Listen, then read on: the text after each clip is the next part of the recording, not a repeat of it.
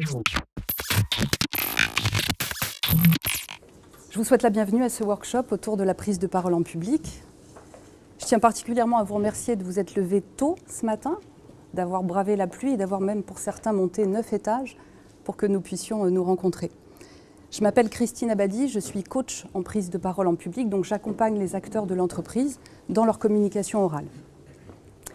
Il y a fort longtemps de cela, j'avais une entreprise qui s'appelait B comme D, une entreprise qui s'occupait de la communication des entreprises tant internes qu'externes via la bande dessinée. Et effectivement, c'était assez novateur à l'époque. C'est pour ça qu'une école de commerce m'a demandé de présenter aux étudiants ce nouveau mode de communication. J'étais terrifiée. Je dormais mal, j'y pensais tout le temps, j'avais la boule au ventre. Et quand j'ai débarqué dans cet amphithéâtre qui était rempli d'étudiants, j'ai démarré ma présentation et j'ai eu le sentiment de devenir complètement schizophrène. C'est-à-dire qu'on était deux, il y avait deux Christine. Une qui faisait sa présentation, manifestement qui ne s'est pas trop mal réussi, et une autre, un petit peu plus loin, qui regardait la première en disant « Mais qu'est-ce que tu fais là, toi? À quel titre tu parles aujourd'hui ?» Ça parle manifestement à certains. Et effectivement, dans l'ordre des peurs, la peur de prendre la parole en public arrive avant celle de la mort et la peur des serpents. Et comme le dit Jerry Seinfeld, si tu vas à un enterrement, il vaut mieux être dans le cercueil que de dire l'oraison funèbre. Alors si vous êtes là ce matin, c'est sans doute que la prise de parole en public est un sujet sensible pour vous. Qu'est-ce qui vous fait peur, vous? Qu'est-ce qui vous fait peur, vous, lorsque vous prenez la parole devant un auditoire? Vous seriez à ma place ce matin, quelle serait votre peur? Je vous écoute. Il n'y a pas de honte à avoir peur. Hein. Oui. De ne pas avoir les bons mots. De ne pas avoir les bons mots, oui. Quoi d'autre? Le jugement des autres, bien sûr. Oui. Qu'on se rende compte que je ne connais pas si bien le sujet que ça. D'accord. Donc une problématique de maîtrise de sujet. Les trous de mémoire. Les trous de mémoire, absolument. Autre chose? Donc la peur, effectivement, elle peut prendre plusieurs masques. Peur de ne pas trouver les bons mots, peur du trou de mémoire, peur de ne pas maîtriser le sujet. Mais en fait, l'être humain est un animal intrinsèquement social. Et il a besoin, pour vivre, d'être reconnu, d'être apprécié, d'être respecté. Donc cette peur fondamentale que nous avons, c'est tout simplement la peur d'être jugé, comme vous l'avez évoqué. C'est-à-dire j'ai peur que l'autre m'évalue, non recevable, non respectable et non aimable. Et cette peur, elle va être double. C'est effectivement, je vais avoir peur de l'autre, mais je vais avoir peur de moi. C'est-à-dire, oui, en effet, je vais avoir peur que l'autre m'évalue comme nul, mais je vais avoir peur, moi, de m'évaluer comme nul. Donc, je vais aussi avoir peur de mon propre jugement. Et quand j'ai peur, j'ai des pensées négatives. On les a tous connues. Je ne vais pas y arriver, je ne mérite pas d'être là, je suis complètement nulle. Et le fait de fonctionner comme ça, j'envoie à mon cerveau l'information que c'est la vérité. Donc plus j'ai peur de quelque chose, plus quelque part je vais le provoquer. Plus j'ai peur d'être nul, plus effectivement le jour J je vais être nul. La première recommandation que je peux vous donner, c'est de fonctionner comme les sportifs de haut niveau. C'est-à-dire que la veille d'une compétition, ces sportifs-là visualisent la compétition comme si elle se passait parfaitement bien. Et ça a un double avantage, c'est j'envoie à mon cerveau l'information que c'est possible, que ça se passe parfaitement bien. Et d'autre part, étant donné que j'ai la sensation de cette perfection, bonjour et bienvenue, étant donné que j'ai la sensation de cette perfection, j'ai la mémoire dans mon corps. Donc j'ai un repère le jour J. Il y a un autre facteur aussi dans la peur de prendre la parole en public, c'est que j'ai l'impression, lorsque je me présente devant un auditoire, d'être transparent. Alors effectivement, je me présente à vous ce matin, vous me regardez à juste titre, indépendamment du physique, où on va regarder mes chaussures, mon ventre, mes cheveux qui ont frisé parce qu'il a plu ce matin, etc. Ça, c'est important. Au-delà de ça, c'est j'ai peur que l'autre découvre en moi quelque chose que je m'évertue à cacher au quotidien en jouant des rôles plus ou moins bien huilés. C'est-à-dire que j'ai peur que l'autre découvre en moi mon secret. Et mon secret, c'est quoi? C'est ce que je suis n'est pas ce que je montre. Et la peur de prendre la parole en public, fondamentalement, elle est à ce niveau-là. Alors non, l'éloquence n'est pas un don réservé à quelques privilégiés. Non. Parce que la palette des talents oratoires est extrêmement large. Il y a des centaines de façons de donner une conférence, des centaines de façons de prendre la parole en réunion, des centaines de façons de faire une présentation client ou d'avoir un entretien one-to-one. La première chose, c'est que c'est à vous de trouver l'approche qui vous convient, vous. Quand je vais en entreprise, tout le monde communique de la même façon. Les mêmes PowerPoint, les mêmes tenues vestimentaires, la même terminologie, la même posture. En fait, on veut être différent, mais ça nous rassure beaucoup de faire ce que l'autre fait. Donc on fait effectivement ce que les autres font, sans se demander si nous, ça nous convient réellement. Et le premier travail à faire, avant de prendre la parole en public, c'est de se dire, moi, quelle est l'approche qui me convient? Quelle est mon identité à moi? Tout le reste, c'est de la technique. Et la technique, ça s'apprend. Alors attention, trop de technique tue la technique. Oui? Juste pour le fonctionnement, si on a des questions, des remarques, on peut vous interrompre ou on fait plutôt ça à la fin? Vous faites comme vous le sentez. Okay. Personnellement, j'avais prévu à la fin. Mais encore une fois, on s'adapte à votre désir à vous. Merci. Donc trop de technique tue la technique. On le voit d'ailleurs avec les hommes politiques. Il y a une technique incroyable. Avec la gestion des silences, la voix est parfaite, la gestion des émotions, le regard, la posture. Mais justement, il y a trop de techniques, donc au détriment du fond, de la spontanéité et de l'humanité. Donc à vous, effectivement, de trouver le juste équilibre. Si je prends la parole dans son sens global, on a Julian Treasure qui nous indique qu'il existe 7 péchés capitaux dans la parole, c'est-à-dire 7 péchés, si c'est connoté trop religieux, vous mettez une autre définition, 7 péchés qui vont nuire profondément à la parole, et ça on le retrouve en entreprise trop fréquemment. Premièrement, les commérages. Et vous le savez, comme moi, quand quelqu'un commère avec nous, dès qu'on a le dos tourné, il reprend ses commérages sur nous. Ça n'a aucun intérêt dans la parole. Deuxièmement, le jugement. Si je juge, je ne peux pas bien communiquer. Si je suis jugée, je ne peux pas bien communiquer. La négativité, on en connaît tous des gens comme ça, toutes les phrases sont négatives. Et ça va jusqu'à la complainte avec des gens qui se plaignent en permanence. « Ah, mon ordinateur ne marche pas et c'est encore le mien. Et puis de toute façon, le réparateur, il ne va pas passer. Et puis on a encore annulé ma réunion. Et puis je n'ai pas eu mon augmentation. » Des gens qui sont dans la complainte du matin au soir. Les fausses excuses, c'est-à-dire je n'assume pas ce que je dis et ce que je fais, donc j'accuse toujours quelqu'un d'autre pour éviter de me remettre en question. Ça, ce n'est pas de la communication. La broderie, l'exagération sont des gens où on leur offre un café, merci beaucoup, ça part dans tous les sens. Effectivement, notre cerveau associe ce type de communication comme un mensonge. Et enfin, le dogmatisme, c'est-à-dire la confusion des faits et des opinions. C'est-à-dire l'autre vous communique son opinion en vous faisant croire que c'est un fait. Ça, ce n'est pas de la communication. Il existe, et ça c'est ma croyance profonde, 4 piliers pour avoir une bonne parole et une bonne prise de parole en public. 1, l'honnêteté. Je suis effectivement sincère. Quand je parle, je suis direct et clair. L'authenticité, quand je communique, je suis moi-même. Mais on est aujourd'hui dans une société qui prône le culte du parfait. Donc on veut tous être parfaits, mais parfait, ça ne veut rien dire. Et parfait, quand j'ai des étudiants ou des clients qui sont parfaits, je m'ennuie. Parce que c'est lisse et c'est trop propre. C'est ce que je leur dis. C'est justement votre différence, vos aspérités qui feront que la parole sera bonne. L'intégrité. L'intégrité, c'est-à-dire j'incarne ce que je dis. Je suis ce que je dis. Et Dieu sait si dans le monde de l'entreprise, il y a peu de gens intègres. C'est-à-dire, je te dis de faire ça, mais moi-même, je ne suis pas en mesure de le faire. Ça a un avantage, c'est que ça montre à l'autre et à votre auditoire qu'il peut avoir confiance en vous. Ça, c'est fondamental. Et enfin, le 4e pilier, c'est l'amour. Alors là, on n'est pas du tout dans l'amour romantique. On est dans l'amour, ce qu'on peut appeler la bienveillance. C'est-à-dire, j'ai une bienveillance vis-à-vis de moi, mais j'ai aussi une bienveillance vis-à-vis de l'autre. Et je lui veux du bien quand je communique avec lui.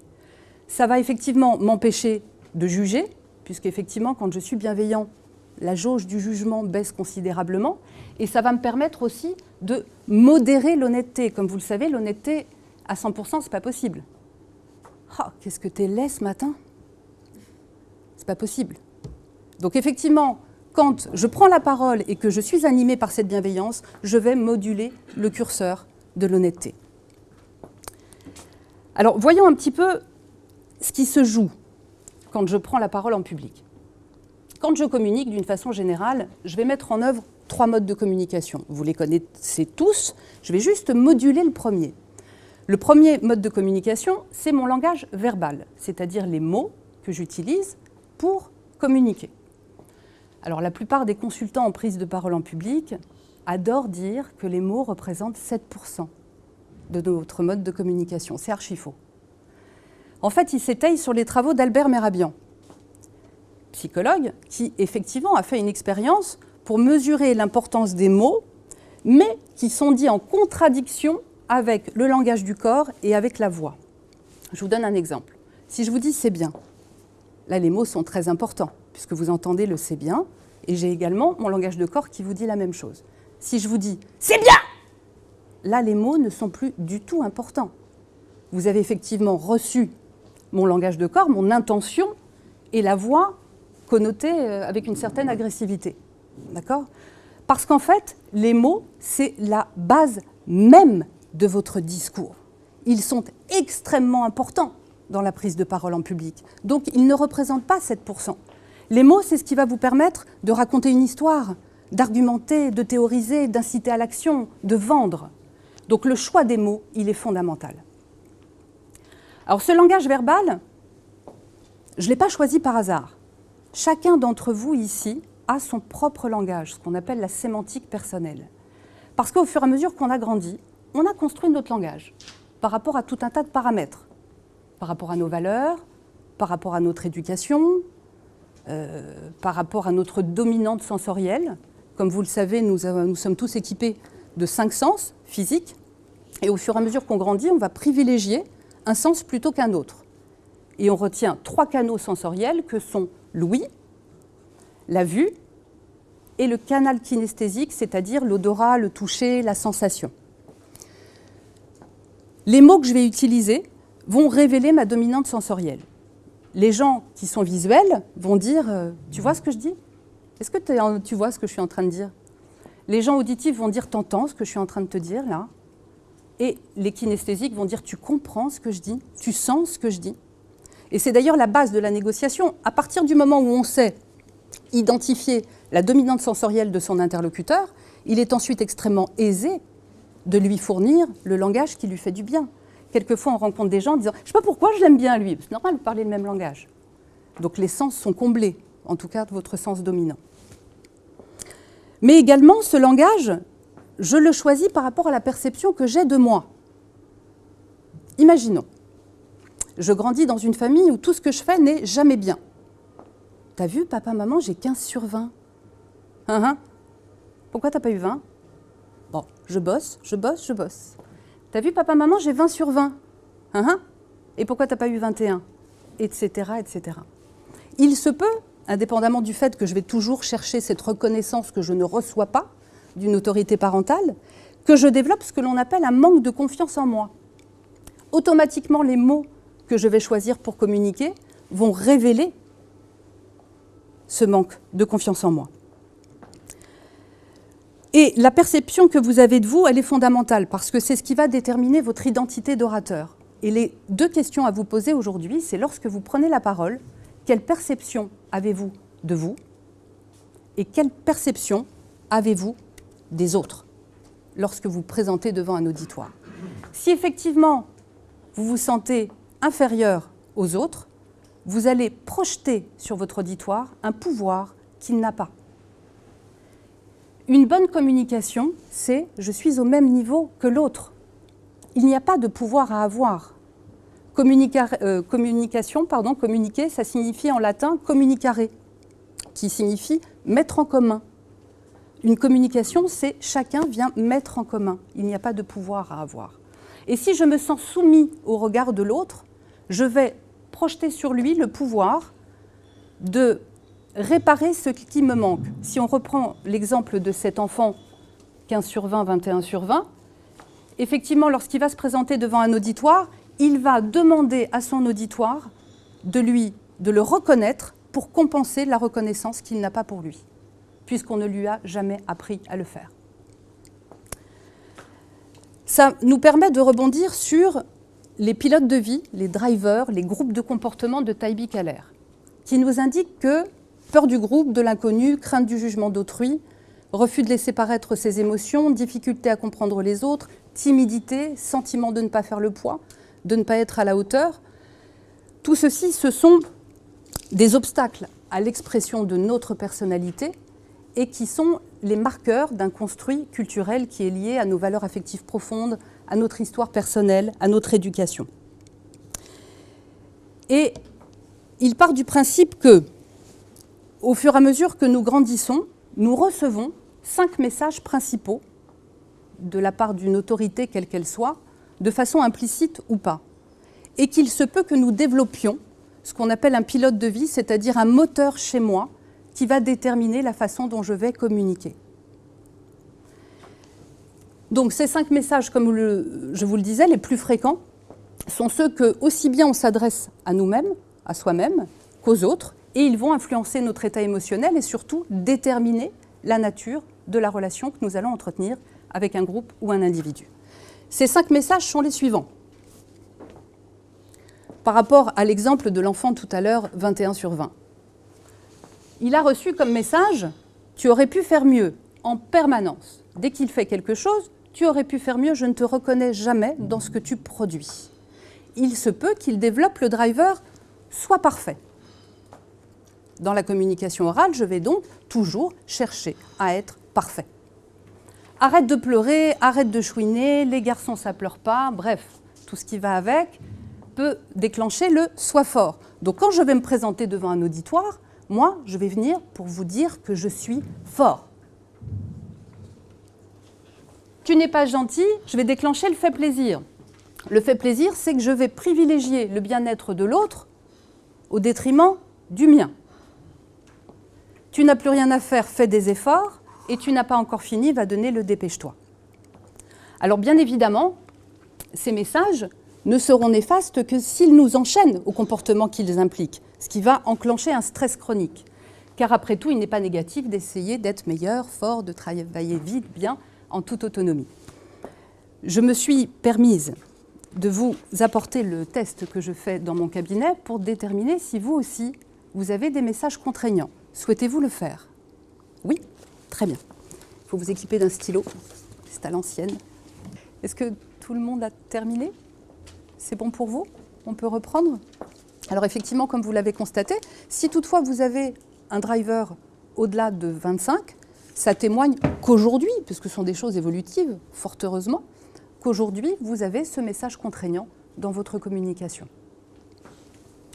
Voyons un petit peu assez rapidement ce qui se passe. Le driver dépêche-toi, les symptômes, c'est effectivement je ne vais pas pouvoir terminer, je dois faire vite, j'ai l'impression de perdre mon temps, je dois accélérer le rythme. On peut avoir effectivement là une typologie d'orateur qui va considérablement speeder lors de sa communication. Les remèdes, je vais à l'essentiel, je prends mon temps pour me faire comprendre, je fais des pauses pour percevoir le climat du groupe. Sois fort, il faut que je leur montre que je suis un battant, que j'ai une parfaite maîtrise de mon sujet. Je ne dois pas montrer mes émotions, interprétées dans mon cerveau comme faiblesse. Je ne cherche pas à en imposer, j'évite de vouloir à tout prix asseoir mon autorité, j'accepte mes émotions. Fais des efforts, là, ce sont des gens qui effectivement, la typologie et la réussite se gagnent à la force du poignet, je serre les dents, j'essaie de me dépasser, je dois y arriver. J'ai quelques clients effectivement qui ont ce driver. La problématique avec ces personnes-là, c'est qu'ils ne peuvent accepter de réussir qu'à partir du moment où ça fait mal. Donc je place la barre à ma hauteur, je décompresse de temps en temps, j'éprouve du plaisir dans ce que je fais. Le soi parfait, personne ne doit pouvoir trouver quelque chose à redire, je ne laisse aucune place au hasard, j'ai tout prévu dans les moindres détails. Pourquoi cette obsession d'être irréprochable? La perfection n'existe pas, je fais aussi confiance à mon intuition, je prends en compte la réalité. Et le fait plaisir, j'ai besoin qu'on m'aime. Donc quand je débarque devant un auditoire, je viens chercher de l'amour. Sauf que ce n'est pas l'objet. Et puis ce n'est pas l'histoire de l'autre, surtout. Je veux plaire aux autres, je veux que tout le monde soit content de moi. Je gomme les conflits, bien évidemment, parce que s'il y a un conflit, je déteste ça, il y a une probabilité pour que je ne sois plus aimée. On ne peut pas plaire à tout le monde. Quand on a un minimum de personnalité, c'est certain. Je suis d'abord en accord avec mes idées et mes convictions, et les conflits peuvent aussi être positifs. Voici pour le langage verbal dans sa largesse. Deuxième mode de communication que je mets en œuvre lorsque je communique, c'est le langage paraverbal, c'est-à-dire la voix et tout ce qui s'y rattache. Le débit, le rythme, l'intonation, l'articulation, la gestion des silences. Il est extraordinaire ce langage parce que c'est ce qui va me permettre de faire passer ma conviction, mon enthousiasme, mes émotions et mes sentiments. Le plus beau discours du monde, qui est communiqué comme ça, tout le monde décroche. À partir du moment où on demande à son auditoire de faire un effort pour nous comprendre, automatiquement il nous lâche. Et enfin, le troisième mode de langage, le troisième mode de communication, lorsque je prends la parole, c'est le langage non verbal, c'est-à-dire le corps, le visage et le regard. Et ça, je ne peux pas mentir. Alors, je peux faire mentir mes mots, on l'a tous fait, on sait ce que c'est que de mentir. On peut, par une auto-manipulation, faire mentir ses émotions, ses sentiments. Par contre, on ne peut pas faire mentir son corps. Parce que lui, il témoigne tout de suite de l'état intérieur. Quand on est tous arrivés ce matin, avant même d'avoir ouvert la bouche, on a envoyé à l'inconscient de l'autre à peu près plus de 10 000 signaux qui ont témoigné de l'état dans lequel on se trouvait. Alors si effectivement je suis devant vous en disant « je suis super contente d'être là », c'est pas vrai. J'ai vu la dernière fois une émission de variété, je ne me souviens plus qui est cet animateur, et il arrive sur le plateau, il se malaxe les mains pendant 5 minutes en disant que c'est trop génial d'être là, c'est pas vrai. Ce n'est pas vrai. Le corps, effectivement, révèle ce que vous pensez. Et une bonne prise de parole en public, c'est ce qu'on appelle la congruence, c'est-à-dire les mots que je dis, mon intention, ma voix dit la même chose et mon corps vous dit la même chose. C'est là où je suis raccord et je suis authentique dans ma prise de parole. Ça n'empêche pas le trac, ça n'empêche pas les défauts, mais tout ça on s'en moque parce que je suis reliée, je suis unifiée et je ne mens pas à l'autre lorsque je prends la parole. Donc je vous dis effectivement, on ne peut pas mentir avec le corps et le visage à tel point que vous savez que c'est une technique utilisée par le FBI. On a cette femme dont vous avez peut-être entendu parler aux États-Unis qui a perdu ses 2 enfants, qui ont disparu. Cette femme est complètement abattue, complètement déchirée, détruite.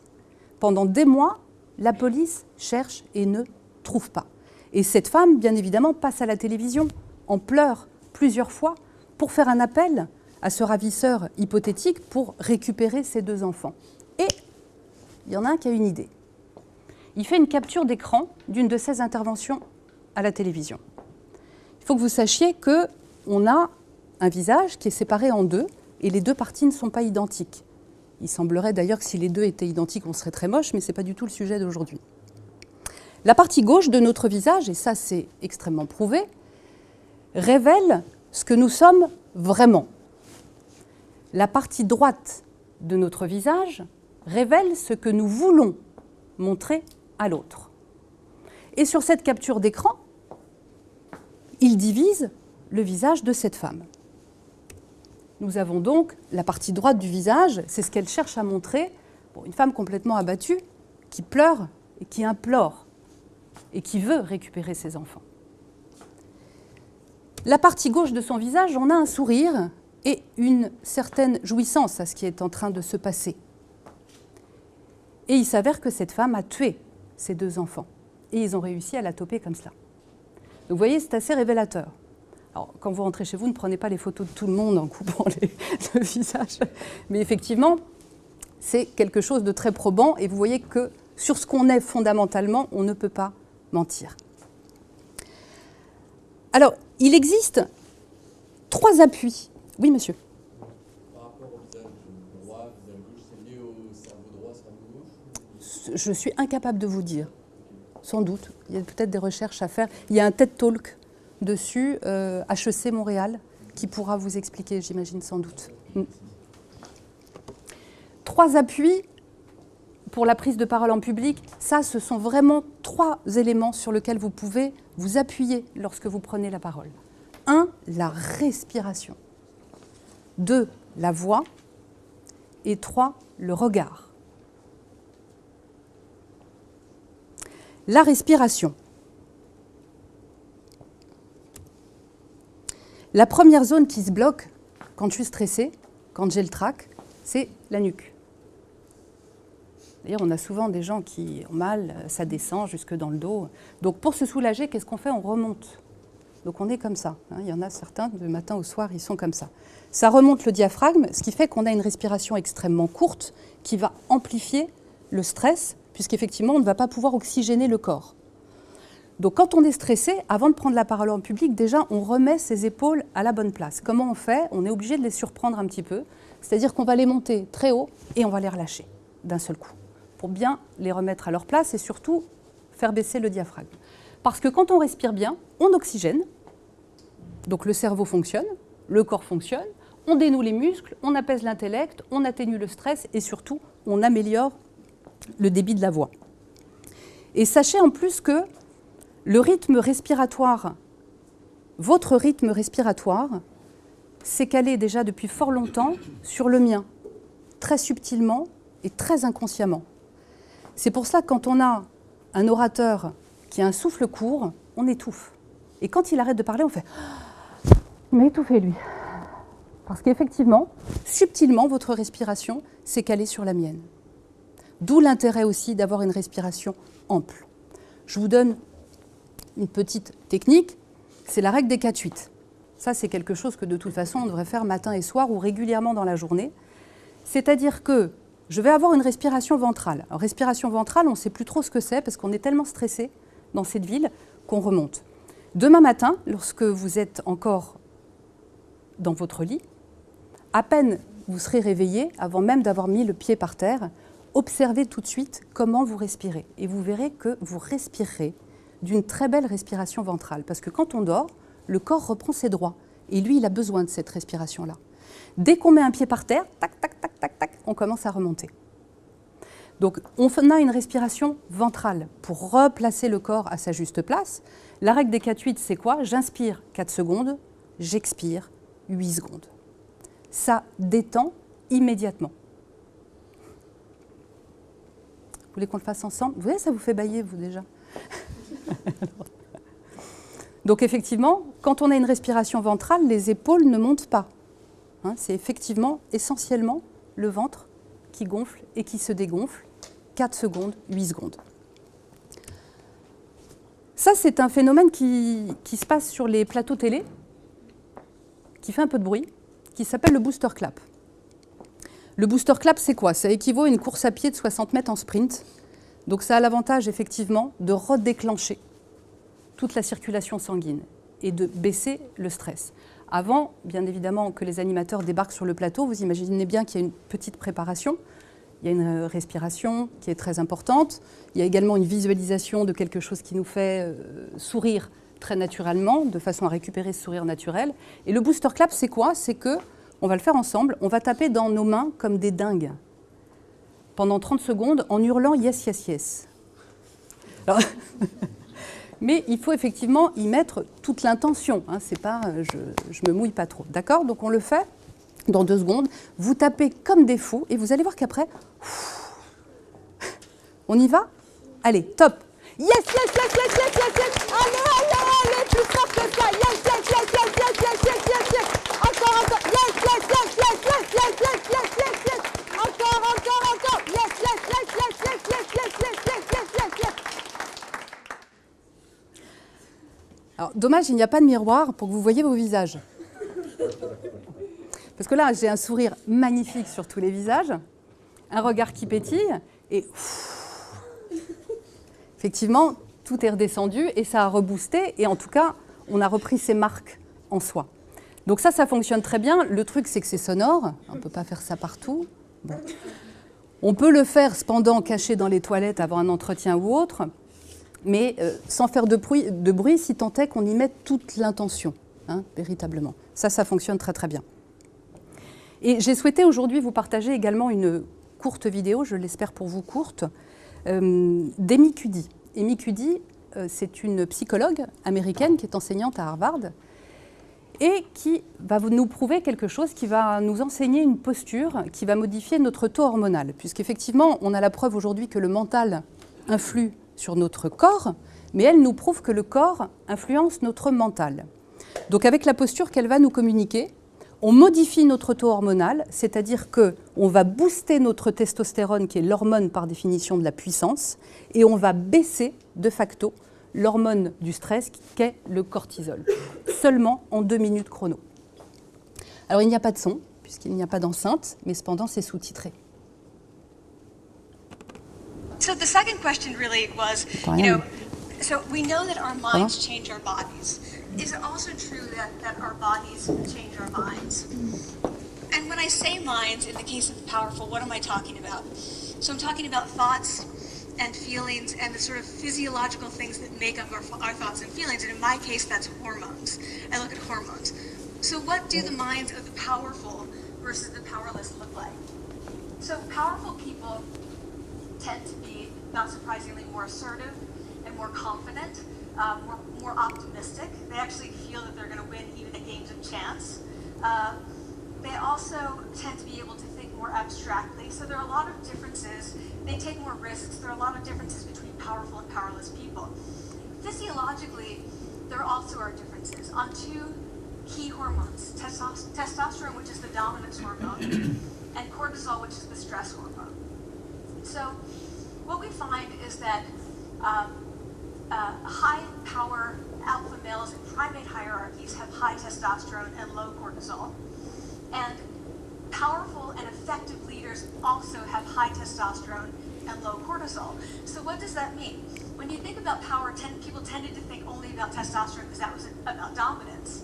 But really, power is also about how you react to stress. So do you want the high-power leader that's dominant, high on testosterone, that's really stress reactive? Probably not, right? You want the person who's powerful and assertive and dominant, but not very stress reactive, the person who's laid back. So we know that in primate hierarchies, if an alpha needs to take over, if an individual needs to take over an alpha role sort of suddenly, within a few days, that individual's testosterone has gone up significantly and his cortisol has dropped significantly. So we have this evidence, both that the body can shape the mind, at least at the facial level, and also that role changes can shape the mind. So what happens if you take a role change? What happens if you do that at a really minimal level, like this tiny manipulation, this tiny intervention? For 2 minutes you say, I want you to stand like this, and it's going to make you feel more powerful. So this is what we did. We decided to bring people into the lab and run a little experiment. And these people adopted for 2 minutes either high power poses or low power poses. And I'm just going to show you 5 of the poses, although they took on only 2. So here's one, a couple more. This one has been dubbed the Wonder Woman by the media. Here are a couple more. So you can be standing or you can be sitting. And here are the low power poses. You're folding up, you're making yourself small. This one is very low power. When you're touching your neck, you're really kind of protecting yourself.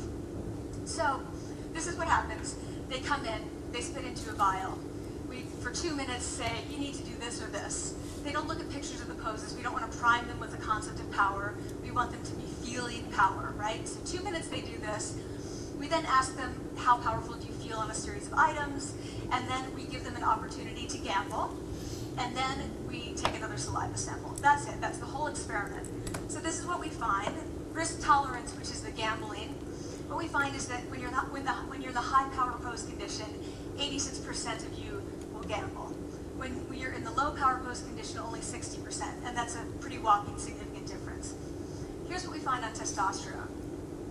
From their baseline when they come in, high power people experience about a 20% increase, and low power people experience about a 10% decrease. So again, 2 minutes and you get these changes. Here's what you get on cortisol. High power people experience about a 25% decrease, and the low power people experience about a 15% increase. So 2 minutes lead to these hormonal changes that configure your brain to basically be either assertive, confident, and comfortable, or really stress reactive. Donc effectivement, prenez la posture de Wonder Woman ou autre, avant un entretien, avant une prise de parole en public, de façon à modifier votre taux hormonal. La voix, maintenant, deuxième appui en prise de parole en public. Une bonne prononciation, c'est celle déjà, comme je vous l'ai dit tout à l'heure, qui ne nécessite aucun effort de la part de votre auditoire de compréhension. Et tout simplement, le secret d'une bonne prononciation, c'est le son que vous donnez aux voyelles. Parce que voyelle signifie petite voix, et c'est l'élément sonore de la parole. La consonne ne sert qu'à accompagner. Donc si vous privilégiez la consonne, effectivement, on vous entend mal. Par contre, appuyez sur chaque voyelle et la prononciation sera parfaite. Hein, on ne dit pas un élève, on dit un élève. Hein, ça change tout, effectivement, en prise de parole. Alors, ce que je donne à chacun de mes clients, c'est cet exercice de Démosthène. Démosthène, c'était, si vous ne le savez pas, c'est un célèbre orateur grec qui souffrait de graves défauts d'élocution et qui répétait ses plaidoiries à l'aide de petits cailloux dans la bouche. Et c'est devenu l'un des plus grands orateurs de l'histoire. Donc on abandonne les cailloux, mais on remplace par le stylo. Parce qu'effectivement, en tant que bon être humain, on est partisan du moindre effort. Et lorsque nous communiquons, on ouvre la bouche juste le minimum nécessaire pour la compréhension de l'autre. Alors qu'effectivement, on a un appareil phonatoire extrêmement puissant, qu'il faut remuscler puisqu'il n'a pas l'habitude de travailler. L'avantage, c'est quoi? C'est qu'il y a des matins, on est dans le gaz. Il y a des matins, on n'a pas envie d'être là. Il y a des matins, on est contrarié, on est épuisé. Mais on a quand même une prise de parole à faire. Et à partir du moment où on a un appareil phonatoire musclé, eh bien, malgré cette fatigue, malgré cette contrariété, on restera parfaitement compréhensible pour notre auditoire. Donc vous allez mettre votre stylo comme ceci, s'il vous plaît. L'exercice est très simple. Si vous voulez véritablement développer votre voix et votre articulation et votre prononciation, c'est 5 minutes par jour. Et au bout de 8 jours, c'est une vraie métamorphose. Il s'agit de mettre le stylo comme ceci et de forcer pour pouvoir rester compréhensible. À vous. Chab. Oui. Dites-moi une phrase. Comment allez-vous, madame? Très bien, je vous remercie. Donc effectivement, libre à vous. Ensuite, de 5 minutes par jour, il suffit de lire un journal, de lire un cours, de lire un compte-rendu de réunion. Oui.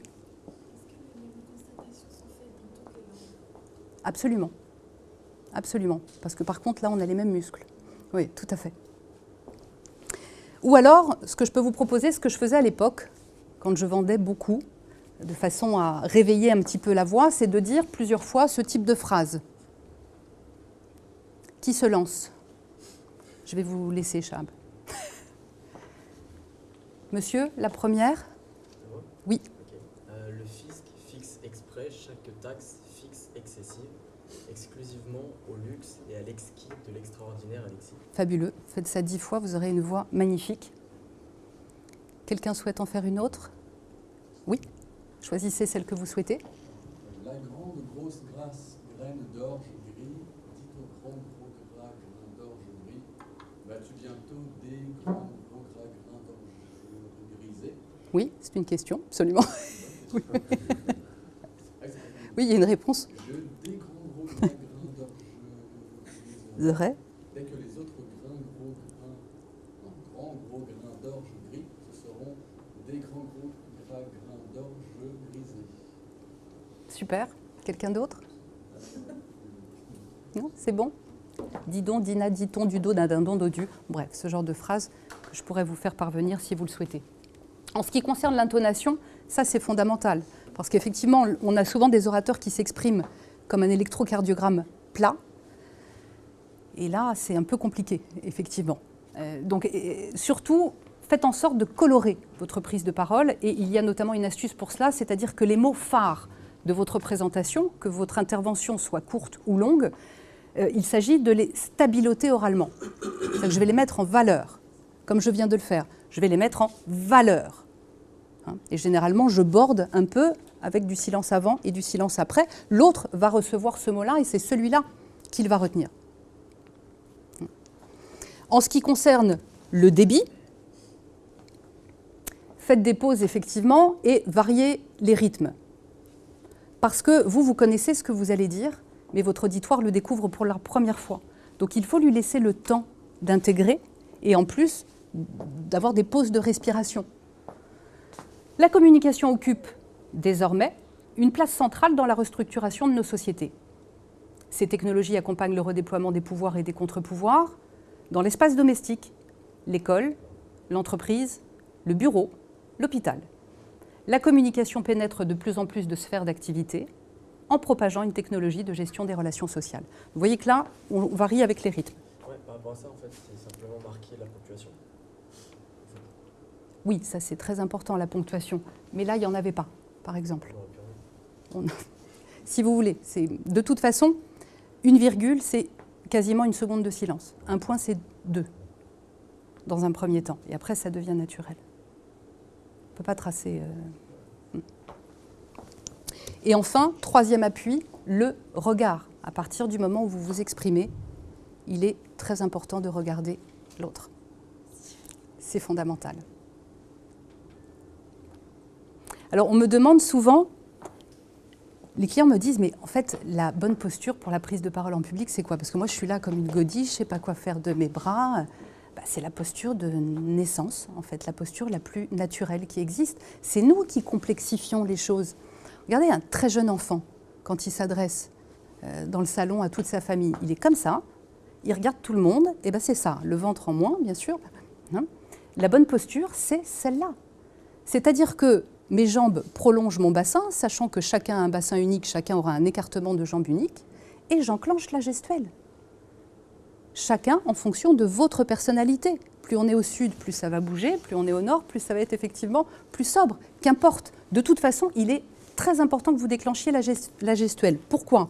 Parce que quand il y a quelqu'un qui nous parle et qui ne bouge pas ses mains, notre cerveau l'interprète comme un menteur. Et à juste titre, parce que quand on ment, on ne bouge pas les mains.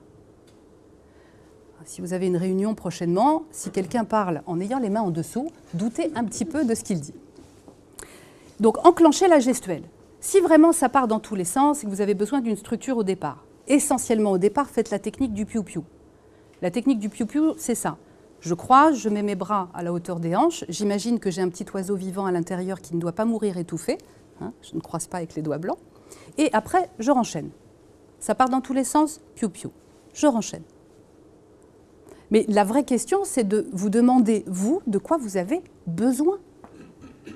De quoi vous avez besoin? Vous avez besoin de marcher? Marchez. Vous avez besoin de rester comme ça? Restez comme ça. Vous avez besoin de tout apprendre par cœur? Apprenez par cœur. Vous avez besoin d'être spontané? Soyez spontané.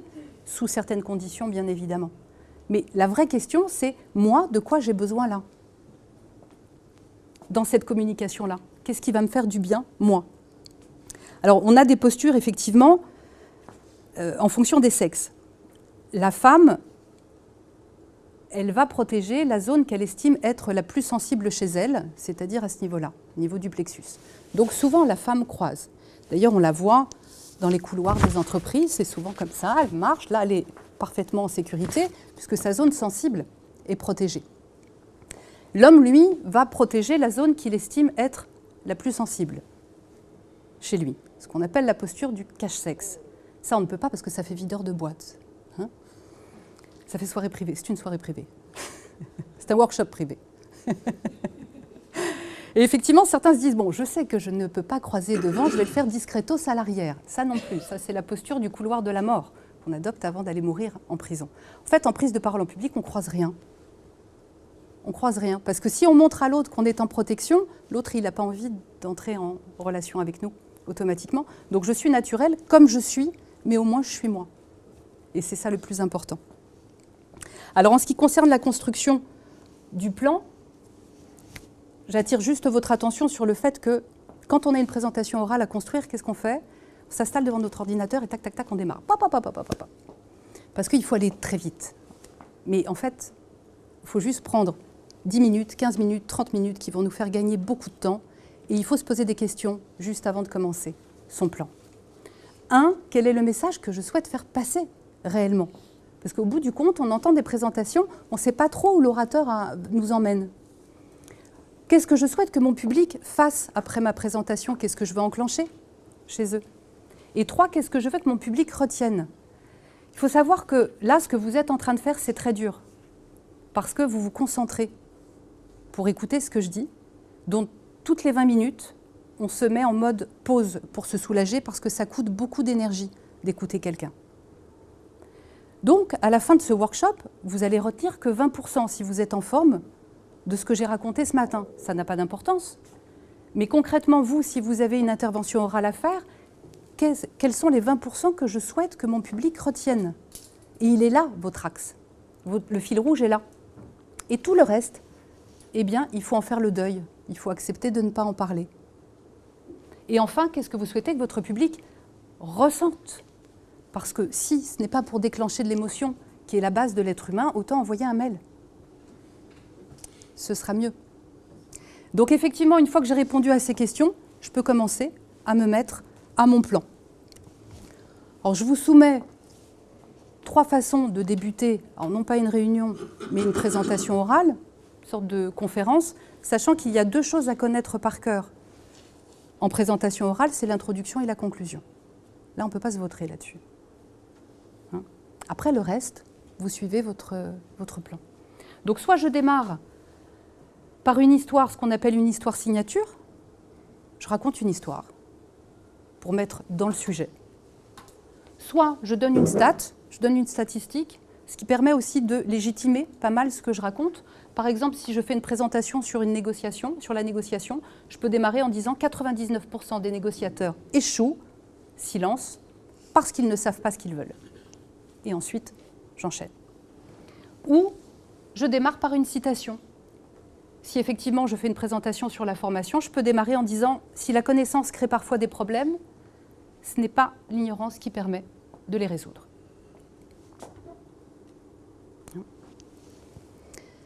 Et enfin, la conclusion, à prendre par cœur également, en tout cas, savoir ce qu'on va raconter, parce que souvent on a une bonne vieille slide pourrie, merci de votre attention, ça c'est pas une conclusion. Hein, parce qu'on ne sait pas conclure. Rares sont les gens, monsieur faisait ça, rares sont les gens, effectivement, qui savent conclure. Généralement parce que le plan, il n'est pas bon, donc on ne sait pas où aller. Donc on fait un bref retour sur les points, ou un appel à l'action, ou une déclaration frappante. Quoi qu'il en soit, la conclusion, ce n'est pas un fourre-tout, ce n'est pas une conclusion de disserte, et ce n'est pas un au revoir maladroit. Il faut montrer à un moment donné qu'on a abouti à ce qu'on a raconté. En ce qui concerne la construction du plan, je vous dis ce que je fais moi. Après, libre à vous, mais ça fonctionne plutôt bien parce que souvent, j'ai des clients qui rédigent. Donc, on a quelque chose de très littéraire. Mais après, ils sont obligés d'apprendre par cœur pour rester conformes à ce qu'ils ont rédigé, ce qui augmente encore plus le stress parce que si toutefois on oublie un mot, là, on est complètement perdu. Une présentation orale, on doit garder un langage très spontané, un langage oral, et non pas un langage littéraire. Donc, pour ce faire, vous prenez un papier en notant par bullet point tous vos axes, une fois que vous avez répondu aux 4 questions qu'on a citées précédemment. Vous rédigez votre conclusion et l'introduction, c'est en dernier. Parce que souvent, qu'est-ce qu'on fait? On introduit, mais on introduit quoi? On ne sait même pas de quoi on va parler. Une introduction se rédige toujours en dernier. Toujours, toujours. Au moins, ça sera une vraie introduction qui sera en phase avec votre présentation. Et après, je m'enregistre en respectant mes bullet points. Ta, ta, ta, ta, ta, ta, ta, ta, ta. Et après, encore une fois, je peux rédiger, mais selon mon langage oral. Et si je n'ai pas le temps de faire tout ça, par exemple, si je sais que j'ai besoin de me préparer à l'avance et je ne l'ai pas fait, mais je dois quand même passer à l'oral. C'est très embêtant. Parce que la prépa, elle est assez incontournable. Assez incontournable. Dans ce cas-là, il faut prendre quand même juste 10 minutes avant pour avoir son introduction, sa conclusion et ses bullet points. Et après, laisser faire la vie. Mais il faut une prépa. Oui. Moi, c'est l'introduction à la fin qui me... Pourquoi à la fin? Pourquoi à la fin? Parce que comment voulez-vous introduire alors que vous ne savez pas de quoi vous allez parler? C'est pour ça qu'on a souvent des introductions qui sont à côté de la plaque. Et ensuite, vous pouvez trouver votre citation, vous pouvez trouver la statistique, vous pouvez trouver votre histoire signature, parce que vous maîtrisez le contenu. Donc c'est plus simple de l'introduire.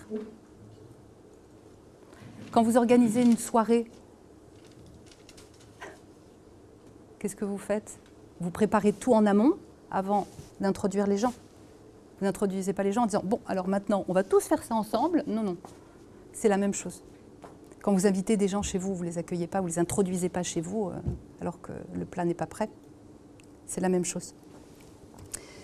Et ensuite, je vous recommande d'user des marqueurs logiques. C'est très important pour changer le paragraphe. Alors, je pourrais vous le faire parvenir si vous me laissez votre adresse email. Il y a une liste extraordinaire produite sur les marqueurs logiques, mais et or par conséquent, qui permet effectivement au cerveau de votre auditoire de savoir parfaitement. Excusez-moi, il y a un sac avec un problème qui sonne ici et ça ne s'arrête pas. Donc on ne va pas fouiller dans votre sac. Donc voilà, merci. Désolée d'interruption.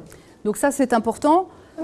Pour info, tout ce qui est verbe, mot de liaison, structuration de phrase fait appel au cerveau gauche de votre auditoire, et tout ce qui est adjectif, tout ce qui colore l'expression, c'est le cerveau droit. Donc là, c'est important d'impacter sur les deux hémisphères du cerveau de votre auditoire, sinon votre présentation, elle va devenir très intellectuelle. Et l'intellect, on ne retient pas. Ça ne nous intéresse pas, au fond. On fait semblant. Il y a plein de réunions ou des cours qui sont mal donnés, on fait comme ça, mais en fait, on s'en fout complètement. Hein ? Et comme je vous le disais tout à l'heure, une virgule, une seconde de silence, c'est un point, 2 secondes de silence. Et j'encourage vivement à moins dire, mais beaucoup mieux le dire, parce qu'en fait, on veut toujours tout dire. Et étant donné que votre auditoire ne retient que 20%, il vaut mieux moins le dire, mais beaucoup mieux le dire pour qu'il le retienne, et effectivement de communiquer une idée par paragraphe, et pas 10 idées par paragraphe. Le cerveau déteste ça. Le petit truc en plus, une fois que vous avez rédigé votre plan, imaginez-vous qu'un journaliste vient vous voir et vous dit « Alors, madame, monsieur, résumez-moi votre présentation orale en 3 phrases, sujet, verbe, complément. » Si vous n'êtes pas en mesure de le faire, c'est qu'effectivement, vous n'êtes pas encore prêt et qu'il faut retravailler le plan. Ça, c'est un bon indicateur. En fait, un public attend véritablement qu'on leur parle d'eux, qu'on leur fasse du bien et qu'on résolve leurs problèmes. Parce que le sujet qui nous passionne le plus dans la vie, c'est nous-mêmes. Donc, on vient chercher des clés, on vient chercher des outils et on a envie qu'on parle de nous, ce qui est tout à fait normal. Et ça nous emmène aux lois de rapport à l'autre, qui sont ici. C'est-à-dire que lorsque vous structurez votre discours, commencez toujours par parler de votre auditoire. La plupart des presses, c'est je, on s'en fout en fait, concrètement. Hein. Donc on parle de l'autre, ensuite on peut parler de soi. Après, vous pouvez parler de vous plus votre auditoire, qu'est-ce que ça donne de créer un lien, mais vous concluez surtout en parlant d'eux. Ça, c'est important. Oups, je commence à avoir faim. Et enfin, le sourire et l'énergie, ça c'est fondamental. Hein, il y a des recherches qui ont démontré que le simple fait de se regarder l'un l'autre déclenche l'activité des neurones miroirs qui nous permettent de ressentir ce que l'autre ressent. C'est pour ça que si je suis tendue, je vais vous tendre. Si je suis détendue, je vais vous détendre. Vous savez, quelquefois, il y a des gens à côté de nous, ils ne nous parlent pas. Et on dit, il me stresse celui-là, parce qu'effectivement, il y a l'activité des neurones miroirs qui s'est mise en route. Et ça, c'est très important, l'énergie avec laquelle vous arrivez devant votre auditoire. Donc le sourire, cette belle énergie. Les trous de mémoire, si toutefois ça arrive. Oui. Est-ce qu'on peut juste revenir sur les attentes du public? Hop. On parle d'eux. Oups. Tac. Ce serait intéressant que vous récupériez le PowerPoint d'ailleurs. Oui. Hein, je ne sais pas s'il y a une façon. On voit ça après. Merci. Je vous en prie.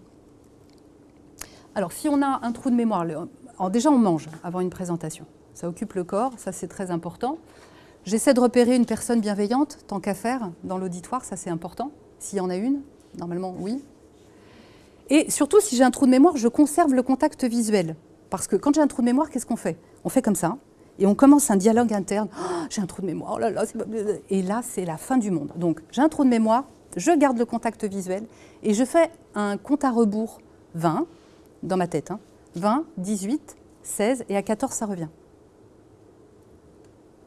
Donc ça fonctionne super bien. Imaginons que ça ne revienne pas pour X ou Y raison, partagez votre trou de mémoire avec votre auditoire. Bienvenue dans le monde des humains. Là, sur ce coup-là, j'ai oublié ce que je devais vous dire. Et hop, ça reviendra. Hein. Donc ça, nous l'avons vu effectivement. Et enfin, si vous n'avez que 5% à retenir de cette présentation, Le sourire, le visage ouvert, l'authenticité, l'énergie, votre énergie à vous. C'est fondamental si vous prenez la parole en public. La congruence également, c'est-à-dire cette harmonie entre les mots, entre la voix, entre le corps, c'est-à-dire que je ne me prends pas en traître et je ne prends pas l'autre en traître, y compris mes aspérités. Et surtout, j'écoute mes besoins. Ce n'est pas très tendance comme phrase, mais si on se la posait un petit peu plus, ça irait mieux. La respiration, je sais respirer. Et parfois, dans la présentation, lors d'un point, je fais une respiration ventrale pour me recentrer. La voix, le regard, je m'appuie sur ces 3 appuis et surtout, je me questionne avant de construire ma présentation. J'en ai fini. Je suis tout à fait disposée maintenant à échanger avec vous et à répondre à quelques questions si vous le souhaitez, si tant est que je sois en mesure de le faire. Oui. Par rapport au trou de mémoire, je sais que moi ça m'arrive souvent. Oui. Vous avez parlé du compte à rebours. En fait, dans sa tête, on compte. On décompte 20, 18, 16 et 14, ça revient. Ça, et par quel mécanisme ça? Parce que tout simplement, vous avez focalisé sur autre chose. D'accord. Tout simplement. C'est ça le problème du trou de mémoire, c'est qu'on reste fixé sur le trou de mémoire. C'est pour ça que ça ne revient jamais. Le simple fait de penser à autre chose, de faire ce décompte ou de dire « Ah, là, je ne sais plus ce que j'ai à vous dire », on a focalisé sur autre chose, donc ça revient parce que ce que vous avez à dire, vous le savez. C'est juste qu'il y a eu une censure à un moment donné, pour X ou Y raison. Et donc on laisse passer un silence, on ne s'inquiète pas. Enfin, par exemple, si on commence à compter à rebours. Eh bien, vous laissez passer un silence. Alors, quand on est stressé, 1 seconde de silence, c'est toute une vie. Pour votre public, c'est 1 seconde. C'est 10 secondes. Pas grave. Souriez. Vous pouvez vous déplacer, vous changer de paragraphe. C'est pas, ça fait 20, 18, 16, 14, ça va vite. Hein. De toute façon, si ça se trouve, ça reviendra avant. J'ai une remarque, je fais des réunions d'entreprise, Oui. je fais des présentations. En fait, j'ai toujours le sentiment en fait, de voir des gens qui écoutent. Alors, je ne sais pas si c'est que c'est pas passionnant ou pas, mais vous allez me dire votre ressenti, mais souvent on regarde des personnes et on sent que ils ont le regard vide un peu, et j'ai l'impression que ça fait partie des 80% du temps où ils ne sont pas concentrés en fait. C'est ça, Et ils quand sont je plus là. sors de presse, je fais ok, j'ai balancé mon truc, mais en fait, j'ai fait un focus que sur en fait, les regards que j'ai croisés qui étaient lubriques en mode Ça nourrit pas, c'est sûr. Et en fait, c'est pour ça, regardez une personne qui suit. Juste pour voir si c'est que mon cas. Est-ce que vous, aujourd'hui, ça vous arrive de poser votre regard sur une personne et vous avez focusé, vous ah là, je sens que je l'ai Aujourd'hui, perdu. non. Okay. Mais tant que Mais ça arrive souvent, ça veut dire, putain, lui, je l'ai perdu, mais en fait... ouais. Notre but, c'est de captiver ou de se dire juste, vas-y, on laisse tomber. Ça arrive souvent, non. Après, c'est l'histoire de l'autre. Peut-être qu'il est en train de penser à autre chose. Et puis, en entreprise, on est atteint de cette réunionnite aiguë. Le type, au bout de la 5e réunion, il n'en peut plus. Et puis, tout le monde la commence de la même façon. Oui, aujourd'hui, alors, on va voir... on s'en fout, on ne démarre jamais comme ça. Ça n'intéresse personne. Et personne ne se remet en question. Donc, ne focusez pas sur des personnes qui roupillent, parce qu'on ne connaît pas l'histoire de l'autre. Après tout, c'est peut-être pas parce que vous n'êtes pas intéressant, c'est que l'autre, il est ailleurs. Mais il y a des personnes qui suivent lorsque vous faites des présentations. Oui. En tout cas, vous avez une super voix, hein, donc je pense que... Est-ce qu'on ne pourrait pas, justement, essayer d'évaluer une présentation? Enfin, parce qu'en fait, on fait des réunions tout le temps, il y a plein de gens, et en fait, à la fin, on se dit, bah, en fait, ça a servi ou pas? Et en fait, je trouve qu'en entreprise, on n'est jamais...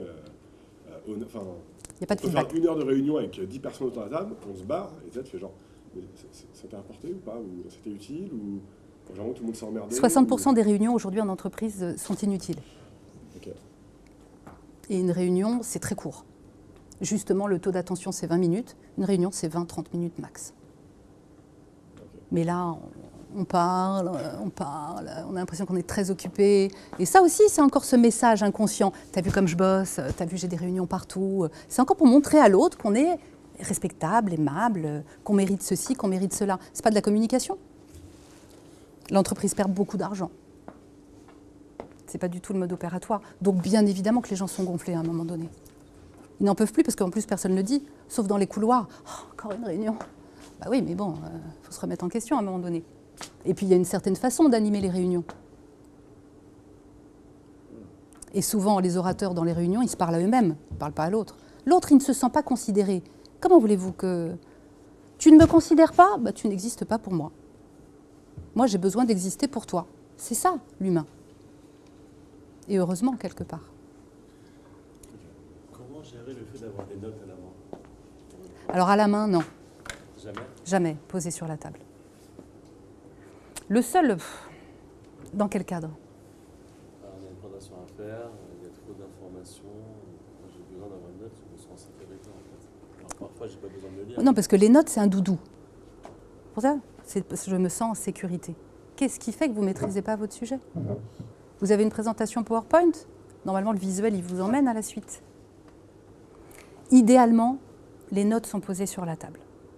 Si vraiment vous êtes dans un truc, vous êtes à Bercy, déjà vous pouvez avoir un pupitre, ou sinon vous prenez des feuilles A5 Bristol, essentiellement écrites sur le recto, et elles ne sont pas rédigées. C'est ça le problème. C'est pour ça que je dis toujours à mes clients pas de notes. Et elles ne sont pas rédigées, parce que quand c'est rédigé, pour se repérer, on ne sait plus où on est. Des notes, c'est rédigé essentiellement par bullet point, avec des mots directeurs, clac, clac, clac. Et hop, pac, ce qui fait que je coupe le contact regard un dixième de seconde. Mais jamais à la main. Non. Idéalement. Ou alors il faut une bonne gestion des notes. Parce qu'attention, quand on les a dans les mains, on a envie de les regarder. Et c'est un petit peu se tirer une balle dans le pied. Après, il faut s'entraîner un peu. Mais idéalement, présentez votre corps sans notes et qu'elle soit posée sur une table à côté. En fait, par rapport à tout à l'heure, au regard, c'est pas possible. Vraiment, dans le sens où tout se passe bien, dès que je croise le regard d'une personne, c'est pas que ça me bloque, ça me tétanise totalement. Pourquoi? Je sais pas. J'ai pas l'impression que c'est de la peur, c'est juste que... C'est ça la question à se poser. C'est fondamental. Vous imaginez si j'avais fait la presse comme ça? Alors, bonjour, bienvenue, et je ne vous regarde pas. Dites, mais elle est où, elle? C'est pareil. Donc même si, après, ça dépend en fonction de sa personnalité, moi, je peux communiquer 30 minutes en vous regardant tout le temps, parce que j'aime ça. Vous pouvez peut-être couper le contact regard plus souvent, mais il faut regarder l'autre. Ça s'apprend. Mais le bon questionnement, c'est pourquoi? C'est la question à vous poser plus tard. Il y a une origine. Et en plus, si je peux me permettre, c'est gênant. Par contre, moi, c'est un truc qui m'agace particulièrement. Même quand on se dit bonjour, quelqu'un qui ne regarde pas quand il serre la main, ou quand il vous parle, et on a parfois des... Je suis tout à fait d'accord. Des gens qui arrivent, et ça me lasse ou pas. Ouais, et ils sont à 15 mètres, et ça va? Ils n'écoutent même pas la réponse. Mais alors, il ne faut pas le faire, il ne faut pas le dire. Oui, c'est ça. La base de la communication, c'est j'ai vraiment envie de te dire bonjour, je vais te dire bonjour et te demander comment ça va, sinon je ne viens pas. Mais tout le monde... Oui, c'est que ça requiert de l'attention, en fait, le fait de chercher justement une personne avec un regard bienveillant. Bienveillant, voilà. Il y a toujours. Je la trouve jamais. C'est votre perception, ça. C'est votre perception. Mais effectivement, pour gagner en plus en charisme, le simple fait de dire bonjour et de regarder les yeux véritablement, c'est-à-dire tu existes pour moi, je te dis vraiment bonjour, ça permet... Le regard de l'autre change automatiquement. Je suis tout à fait d'accord avec vous. Et moi, avant une prise de parole en public, parfois j'ai une boule au ventre, ça. Enfin, j'arrive... Normal. Pourquoi, oui, même 15 minutes avant ou 20 minutes avant. Et c'est insupportable. Enfin, je sais pas, j'essaie de me laver les mains, de faire un tour. J'ai appris 3000 techniques. Mais c'est très gênant de... D'arriver la boule au ventre? Oui, comme si ça s'est fermé complètement et oui. ça part d'ici. Oui, très, très gênant. c'est noué, bien sûr. Enfin, après, faites la respiration qu'on a évoquée tout à l'heure, parce que là, c'est parce que ça ne circule pas. Faites les exercices de respiration, le booster clap, ou en état d'urgence, il faut mettre la tête en bas. Alors, il ne faut pas faire le poirier. C'est juste qu'il faut redonner un gros shoot au cerveau, un gros shoot de sang. C'est-à-dire que, alors j'ai le micro dans le... On descend comme ça, le corps dit stop, hein, ce n'est pas un exercice de style ou de souplesse, et on reste la tête en bas comme ça, en se balançant quelques instants. Vous remettez un bon coup de shoot de sang au cerveau, et là, ouh, on se lève, on est beaucoup plus calme, et ça dénoue complètement. Mais je pense que fondamentalement, c'est la respiration. Reprenez chaque jour la vraie respiration dont le corps a besoin. Et ça va dénouer. Après, le trac, vous l'aurez toujours. Moi, quelqu'un qui me dit « non, je n'ai pas le trac », je fais « il y a un problème ». Vous savez, il y a Sarah Bernard, grande tragédienne, qui allait monter sur scène un soir et elle avait une petite comédienne toute jeunette à côté qui est arrivée. « Moi, j'ai jamais le trac !» Et Sarah Bernard lui a répondu « Vous verrez quand vous aurez du talent. » À partir du moment où on a conscience de l'enjeu, la responsabilité qu'on porte en prenant la parole, on a le trac. Et le trac, par contre, on va bien l'utiliser pour justement bousculer ce qu'on croit être nos limites. Donc il est indispensable, vous l'aurez toujours. Aucun intérêt de s'en séparer. Par contre, c'est quand ça devient une angoisse, une anxiété, un stress invalidant, ou là où on a une problématique. Mais le trac, bien évidemment qu'on a le trac. Bien sûr. Et heureusement. Moi, ça m'arrive de ne pas savoir placer ma voix au début, parce que justement, avec le stress, elle a tendance à trembler ou pas être claire ou nette. J'ai l'impression que du coup, elle est hyper fluide et que je la maîtrise pas. Et c'est plus au niveau de la voix. Donc, parce que vous parlez avec la gorge, vous avez une voix de gorge. Ah, ouais, peut-être c'est juste. Il faut renclencher effectivement la voix ventrale en faisant des exercices vocaux pour la placer dans le ventre, ce qui fait que dès que vous prenez la parole, hop, vous allez chercher la source et non plus là. Parce que quand on a une voix de gorge, quand en plus on a le stress qui serre, alors là, ça part en fluet, en vibrato aussi. Donc c'est effectivement, la respiration aide énormément aussi à ça. Et quand vous parlez, visualisez la voix qui vient du ventre et non pas de là. Vous allez récupérer une puissance. Mais après, il y a des coachs vocaux, tout ça, ça existe. C'est bon pour vous? Je peux aller manger un petit bout? Parce que je suis affamée. D'accord. Merci beaucoup, en tout cas pour votre présence. Merci beaucoup.